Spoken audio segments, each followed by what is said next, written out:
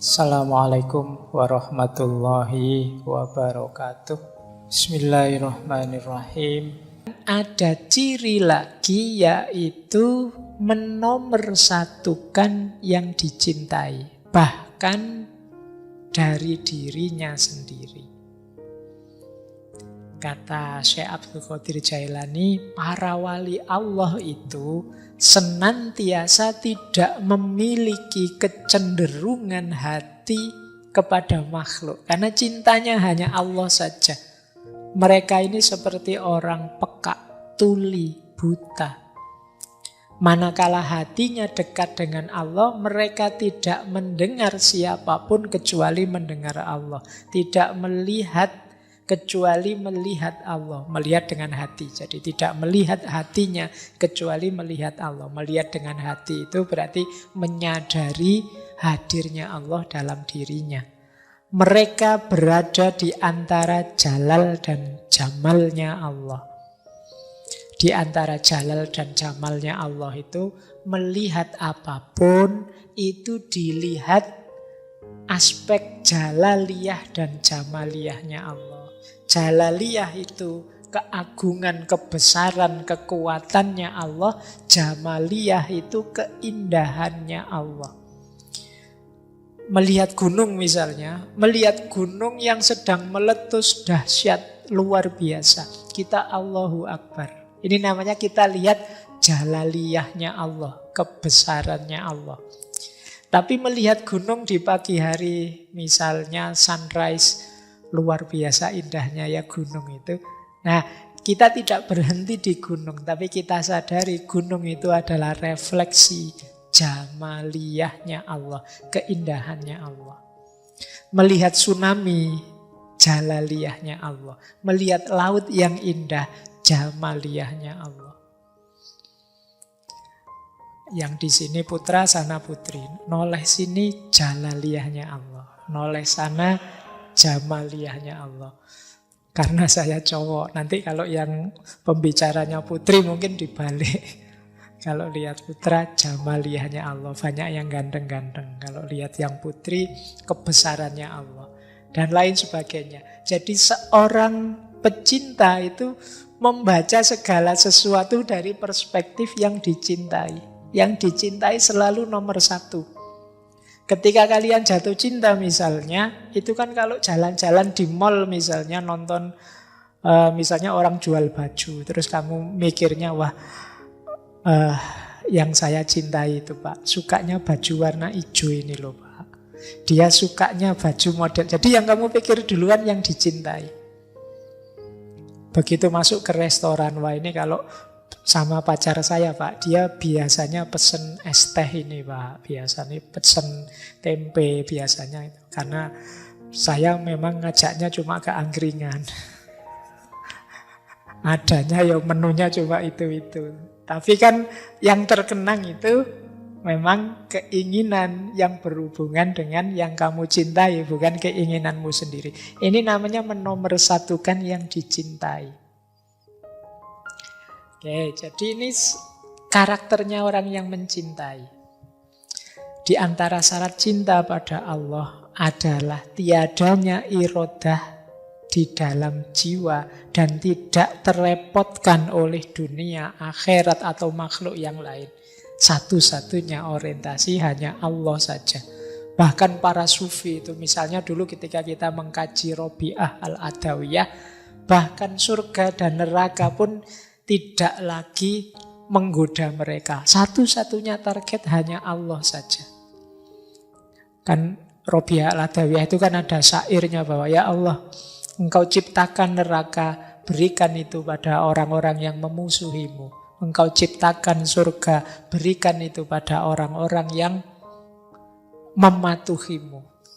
Kalau aku, tidak usah engkau beri apa-apa, tidak apa-apa, asal engkau izinkan aku dekat selalu denganmu. Itu Robi'ah al-Adawiyah. Jadi bukan neraka, bukan surga tujuanku, tapi engkau ya Allah. Itu kan hidup ini sepenuhnya lillahi ta'ala, hanya untuk Allah saja.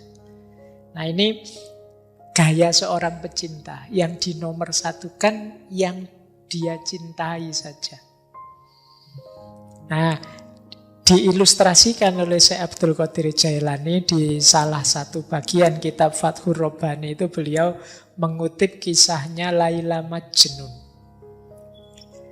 Jadi kalimat lengkapnya begini, wahai orang yang mencintai Allah, cintamu tidak sempurna sampai engkau bersungguh-sungguh menjadikannya sebagai kewajiban.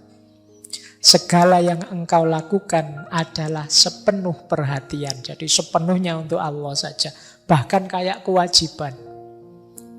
Mungkin teman-teman tanya, Pak, dalilnya mana, Pak? Wajib mencintai Allah. Itu misalnya kalian tanya begitu. Kata Syekh Abdul Qadir Jailani, pokoknya ayo kita jadikan mencintai Allah itu sebagai kewajiban. Biar ada dorongan. Meskipun cinta itu, kewajiban itu levelnya di bawah cinta. Tapi menuju ke sana, ayo kita agak menekan diri kita untuk sampai ke sana. Jadikan dirimu seperti orang yang gila kepada Laila. Nah ini analoginya kayak yang kita kaji dulu, cerita Laila Majnun. Qais Ibnu Mulawah yang dia kekasihnya Laila. Ini kan banyak orang menganggapnya gila. Ketika cintanya sudah tidak tertahan lagi, ia menjauh dari keramaian manusia, lalu merantau ke padang belantara, tempat-tempat binatang buas. Banyak orang bertanya, lu Qais itu lu jatuh cintanya pada Laila, kok malah keleleran, apa bahasa Jawa nih, mengembara kemana-mana, ke padang-padang pasir, ke hutan belantara. Mbok yo muter saja di desanya Laila. Ini sebenarnya analogi, saya sering bilang ini kisah ini analogi cinta ilahiyah, cinta kepada Tuhan. Jadi kalau kita cinta pada Allah, ada satu hal yang harus kita jalankan, namanya uzlah, menyendiri untuk bersama Allah. Makanya Qais itu ke padang-padang pasir, ke hutan-hutan, dalam rangka berdua saja dengan yang dicintai. Ini sebenarnya simbolisme dari uzlah. Ia menjauh dari keramaian manusia, mengasingkan diri, menjauh dari pujian atau celaan manusia. Padahal pembicaraan manusia tentang Qais itu selalu berisi olok-olokan saja. Dia ini selalu diketawain orang, dianggap orang gila. Tapi kata Syekh Abdul Qadir Jailani, ia rela dan mereka benci. Dia ridho, tapi banyak orang yang membenci dia dengan cintanya. Nah, satu ketika ada yang bertanya kepada Qais ini, siapa kamu? Dia menjawab, Laila. Dari mana asalmu? Dari Laila. Kemana tujuanmu? Laila. Oh, ini menarik ya. Coba kalian ganti kata Laila itu dengan Allah. Oh, itu nanti klop dengan beberapa pandangan para filosof. Hakikat diri kita, kalau yang paling dalam itu kan wa nafakha fihi min ruhi, ada unsur ilahiyah. Maka aku yang sejati itu Laila. Yang ini ketika diucapkan oleh beberapa sufi secara vulgar, oleh orang yang tidak paham dianggap sesat. Dari mana asalmu Laila? Asal kita kan dari Allah, dan kamu mau kemana Laila? Kembali pada Allah. Inna lillahi wa inna ilaihi roji'un. Jadi Qais ini diajak ngobrol apapun tidak nyambung. Dia nyambung kalau diajak ngobrol semacam ini. Kata Syekh Abdul Qadir Jailani, dengan demikian telah nyata bahwa Qais ini buta selain pada Laila. Dia tuli dari pembicaraan selain suaranya Laila. Jadi kalau tidak ada hubungannya dengan Laila, dia enggan. Orang yang mencintai Allah juga begitu. Kalau tidak ada hubungannya dengan Allah, dia menghindar. Nah ini syaratnya tadi ya. Terus, sifat pecinta yang lain adalah tidak mendua. Jadi berarti tidak selingkuh. Allah paling tidak suka diselingkuhi, diduakan. Nah, ini bisa dipakai dalil ya. Kalau yang tidak mau selingkuh. Kayak sinetron kemarin lah, layang-layang. Ya. Nah, kalau ada yang tanya dalilnya apa, ada Al-Qur'annya. Karena Allah itu tidak menjadikan dua hal di satu hati. Kata Syekh Abdul Qadir Jailani, anak-anakku, muridku, kalau engkau cinta pada Allah, jangan kamu satukan dengan mencintai yang lain. Kenapa?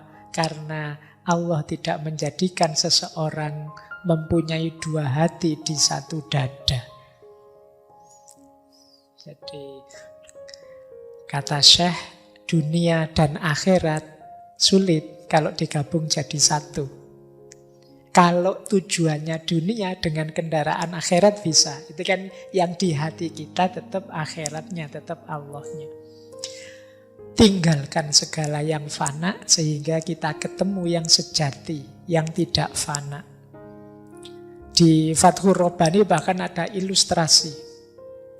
Nabi Adam ketika dulu di surga, dia salah orientasi cintanya. Dia begitu mencintai surga dengan taman-taman dan keindahannya yang membuat dia berjarak dari Allah. Bahkan pesannya Allah untuk jangan dekat-dekat di satu pohon pun dilanggar.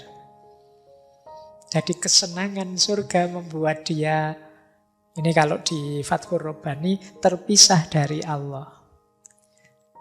Dia memisah antara Allah dan surga. Akhirnya apa? Merasakan kepahitan, diusir dari surga, diuji memakan buah terlarang. Akhirnya terpisah dengan Ibu Hawa dalam waktu yang tidak pendek.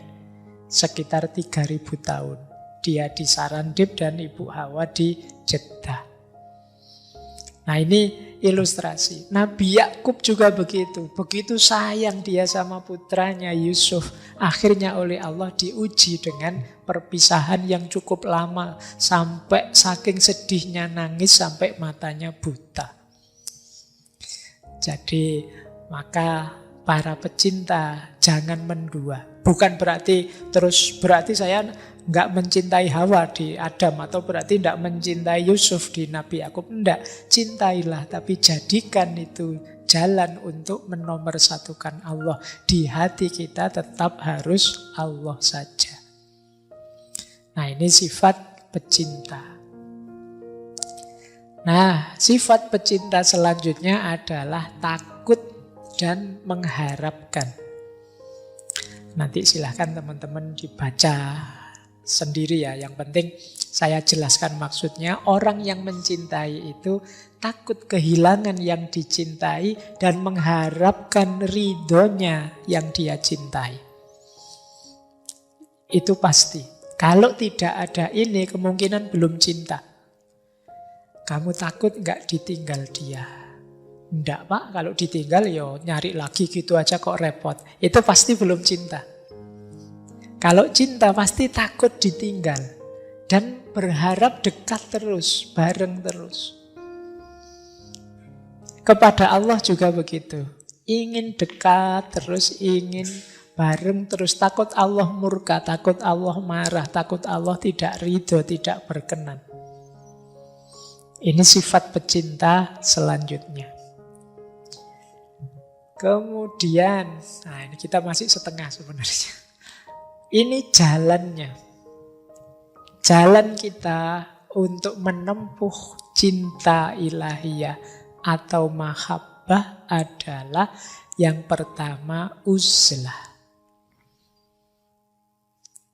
Jadi menurut Syekh, ini satu paragraf ini saya baca agak menarik. Suatu kecelakaan bagi orang bodoh. Mengapa dia tidak mau belajar? Tapi 7 kali lipat kecelakaan bagi orang berilmu. Mengapa tidak mau beramal? Sehingga lenyap barokah ilmunya, dan lepas tanda keilmuannya. Yang benar bagaimana? Berilmulah, beramallah, kemudian jauhkan dirimu sementara dari makhluk untuk menumbuhkan rasa cinta kepada Allah. Karena kalau kamu dekat terus dengan makhluk, kemungkinan besar kamu tergoda dengan dunia. Maka ada jalan yang lebih lurus, lebih utama. Ayo kita cari ilmu, mari kita mengamalkan ilmu. Dengan ilmu dan amal ini, mari kita mendidik diri. Antara lain dengan uzlah sebentar. Uzlah ini menjauh. Ya kalau uzlah ini ya tergantung situasi kita. Teman-teman silahkan mengambil strategi uzlahnya sendiri. Mungkin Pak, saya uzlahnya sepertiga malam terakhir saja ya Pak. Kalau ke gua saya tidak kuat Pak, jauh dari mall misalnya. Nggak bisa belanja saya Pak dan lain sebagainya. Ya tidak apa-apa Pak, saya uzlahnya bisanya seminggu sekali Pak. Ya kalau akhir pekan saja, kebetulan masih jomblo jadi saya sendirian. Ada momen untuk uzlah. Uzlah itu dalam rangka apa? Refleksi, muhasabah, menghitung diri. Demi peningkatan kualitas diri. Jangan terus-terusan kamu terlibat dengan orang lain, dengan makhluk. Kuatirnya kamu tidak kritis. Orang itu kan kalau dekat terus biasanya terus jadi tidak kritis. Jeleknya tidak kelihatan. Nah, jadi berilmu, beramal, kemudian menjauh sebentar untuk refleksi. Dari situ cinta akan muncul, berkembang. Dan kata Syekh di belakang itu, jangan dikira dengan uzlah itu kita akan tenggelam, dilupakan orang. Kata Syekh banyak cerita dengan kehendaknya Allah. Justru perbuatan itu mampu memasyhurkan, memperharum namamu di hadapan makhluk. Bahkan semakin menambah bagianmu. Kadang-kadang kan kita heran. Para aulia, orang-orang yang dicintai Allah ini kok rasanya kerja apa ya mereka. Tapi kok kaya-kaya ya. Kok selalu seolah-olah datang sendiri rezekinya. Mereka masyhur, terkenal, banyak orang ngerti tanpa harus bikin akun Instagram, YouTube, dan lain-lain. Mengapa? Ridho Allah, perkenan Allah, dengan kehendaknya Allah. Kalau Allah menganggap bahwa kemasyhuranmu bermanfaat bagi umat, insya Allah akan ditakdir masyhur, harum nama demi kemanfaatan makhluk. Kalian tidak usah sibuk mikir itu. Sibukmu adalah memperbaiki diri, mencintai Allah setulus mungkin. Jadi rumus pertama uzlah. Rumus kedua ridho. Apapun ketetapannya. Orang yang dicintai Allah tentu rela atas ketentuannya, tidak memerlukan pertolongan dari selain Dia. Baginya kepahitan seorang fakir adalah kenikmatan. Ridho kepadanya dan merasa nikmat jika bersamanya. Letak kaya itu di pikiran. Nikmat jika sedang merasakan sakit, jinak jika berada dalam ketakutan. Alangkah beruntung wahai orang yang sabar, wahai orang yang rela, wahai orang yang memadamkan hawa nafsunya. Saya lanjutkan. Pecinta Allah adalah tamu di sisinya. Dan tamu tidak milih makanan, minuman, pakaian yang disediakan oleh tuan rumah dalam segala situasinya. Namun jika ia senantiasa terus-menerus berdiam, sabar, rela, maka kepada tamu yang seperti itu katakan gembiralah atas apa yang engkau lihat dan jumpai. Jadi ini maksudnya, cirinya untuk jalan kita mendapatkan cinta pada Allah adalah ridho. Kita ini ibarat tamunya Allah. Kita ini sahabat yang sedang bertamu kepada Allah. Makanya kita dekat dengan Allah. Tamu yang baik itu ndak milih, ndak pesen makan minum, milih makanan. Kan kita kalau bertamu kan ndak pesen.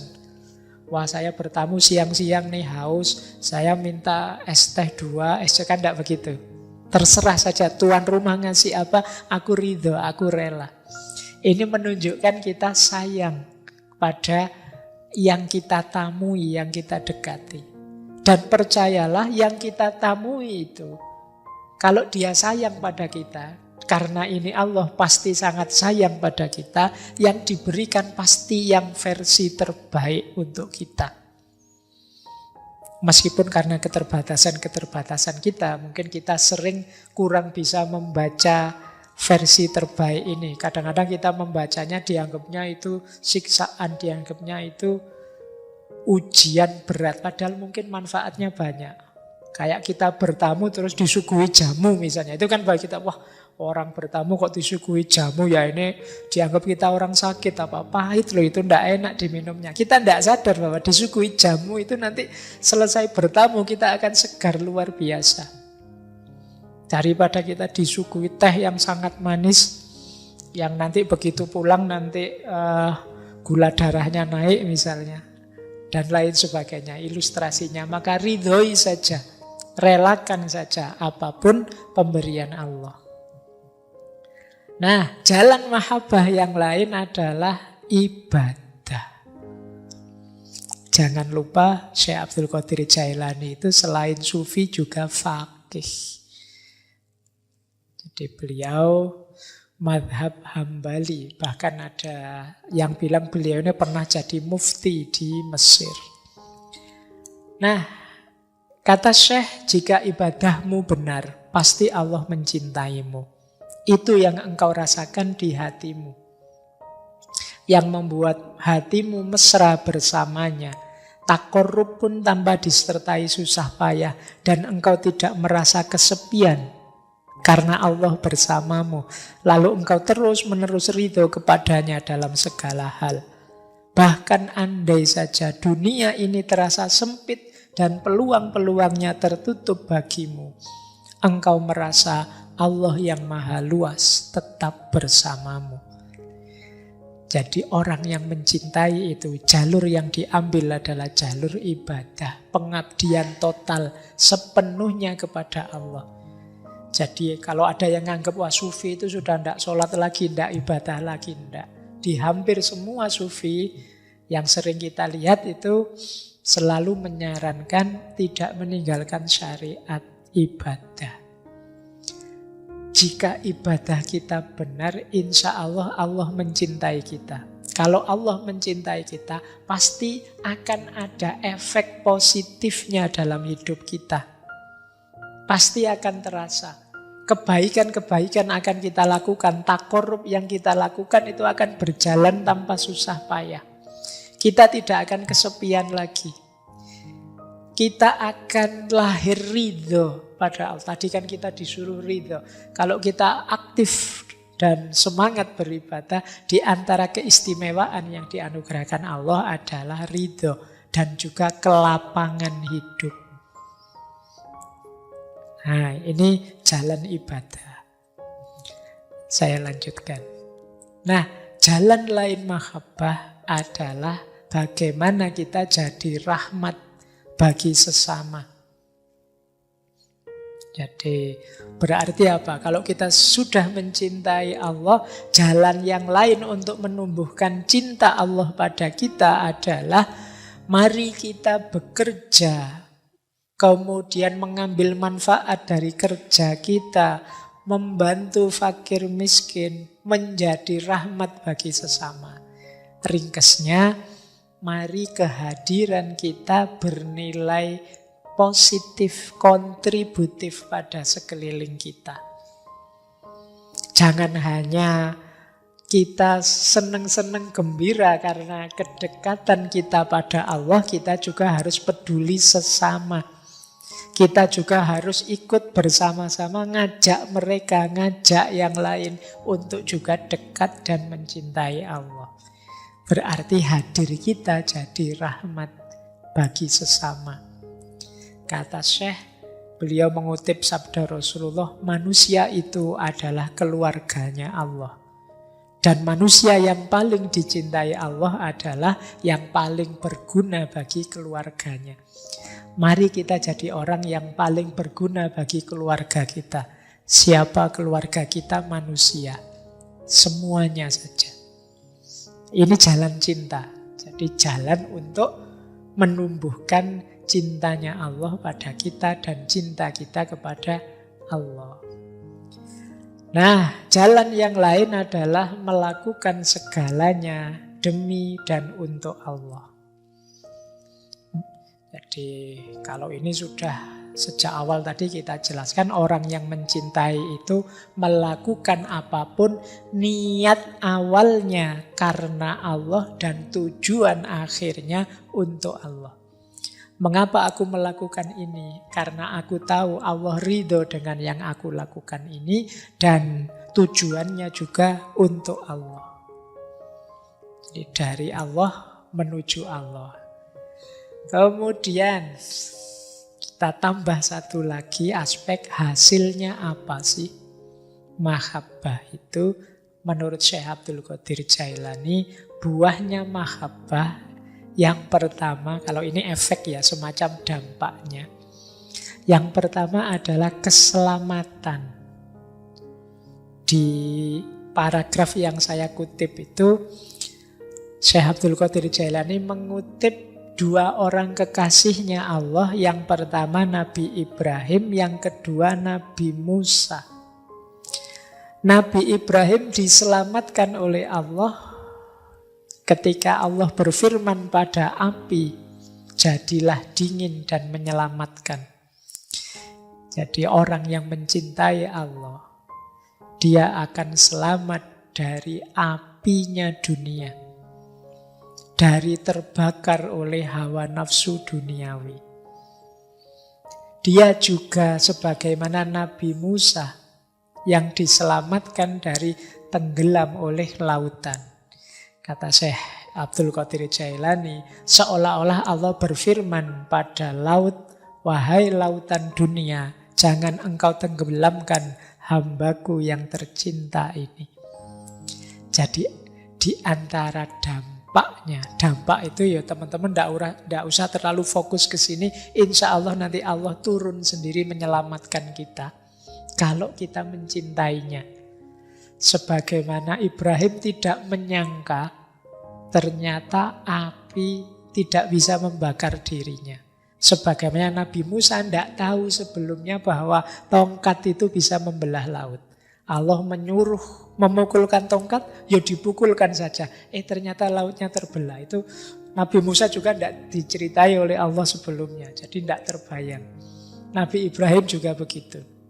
Tapi keimanan, keyakinan, dan kecintaan mereka pada Allah yang membuat mereka mantap. Dan akhirnya ada buah dari kecintaan itu, yaitu keselamatan. Nah, terakhir buahnya mahabbah apa? Ketika kita mencintai Allah, timbal baliknya tidak hanya Allah mencintai kita, tetapi sesama kita dan alam semesta pun akan mencintai kita. Kata Syekh Abdul Qadir Jailani, taubatlah padanya atas luka dosamu. Mendekatlah padanya dengan menjalankan kewajiban dan menjauhi larangannya. Tinggalkan dosa-dosa lahir dan batin. Berbuat baiklah yang nyata, karena itulah yang bisa mengantarmu ke pintunya, mendekat padanya, lalu dia mencintaimu, dan cinta itu membuatmu bisa cinta pada sesama. Rasa cinta padanya akan membuahkan cinta pada sesama makhluk. Dan pada gilirannya, bila Allah dan semua malaikatnya mencintaimu, semua makhluk pun mencintaimu. Jadi ketika kita mencintai Allah, Allah mencintai kita. Semua makhluknya pun pada gilirannya akan mencintai kita. Meskipun nanti di kalimat terakhir Syekh Abdul Qadir Jailani menyebut kecuali orang-orang yang kufur, yang ingkar, dan orang-orang yang munafik, yang palsu. Karena orang-orang ini ada pada gelombang yang berbeda. Mereka tidak ada di frekuensi kita, tidak selaras. Jadi energinya tidak selaras, tidak sama. Makanya dia sulit. Mungkin orang-orang yang palsu, yang munafik tadi justru benci melihat kita dalam cinta. Nah, terakhir, waktunya sudah jam 10 nanti. Ada satu bagian yang saya senang dari Syekh Abdul Qadir Jailani tentang cinta ini. Saya baca lengkap untuk menutup sesi kita malam hari ini. Ini peringatan pada anak-anak muda. Wahai anak-anak muda, kan yang malam hari ini yang hadir insya Allah muda semua, kecuali yang tidak. Yang tidak termasuk saya. Wahai anak-anak muda, waspadalah. Jangan sampai Allah melihat di hatimu ada selain dirinya. Nah, jangan sampai ada bibit-bibit cinta selain dirinya. Ya paling tidak malulah. Waspadalah, jangan sampai Allah melihat di dalam hatimu ada rasa takut kepada selain dirinya. Ada harapan kepada selain dia. Dan ada kecintaan kepada selain dia. Hendaklah engkau berusaha membersihkan kalbumu dari selain dirinya.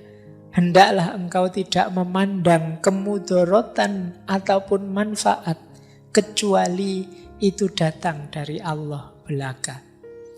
Engkau selalu dalam rumahnya dan menjadi tamunya. Wahai anak muda, ingatlah bahwa segala sesuatu yang engkau lihat adalah wajah-wajah yang palsu. Dan yang engkau cintai adalah cinta yang semu. Yang bisa membuatmu mendapat hukuman kalau tidak hati-hati. Jadi ini cinta dunia. Cinta yang benar dan tidak akan mengalami perubahan adalah cinta kepada Allah. Dialah yang seharusnya engkau lihat dengan matamu. Itulah cinta orang-orang siddiq yang dipenuhi limpahan keruhanian. Mereka tidak mencintai hanya dengan keimanan, tetapi juga dengan keyakinan dan kesaksian. Hijab atau tirai mereka tersingkap sehingga mereka bisa melihat perkara-perkara yang tersembunyi.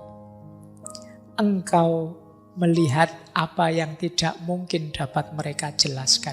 Jadi orang-orang yang mencintai Allah ini, mereka ini terbuka hijabnya. Dia tahu banyak rahasia. Sehingga mereka sendiri kadang mengalami karomah-karomah anugerah dari Allah. Kita melihat dari mereka kadang-kadang hal-hal yang tidak dapat dijelaskan. Semuanya anugerahnya Allah. Nah ini nanti bagian boleh diulang-ulang oleh teman-teman. Karena menurut saya ringkesan dari yang saya jelaskan kurang lebih 2 jam tadi ya bagian ini. Untuk cinta pada Allah. Nah, terakhir, paling akhir, mungkinkah engkau sebut cinta Allah sedang cinta itu engkau sertai dengan dusta, kemunafikan, dan riya atas namanya?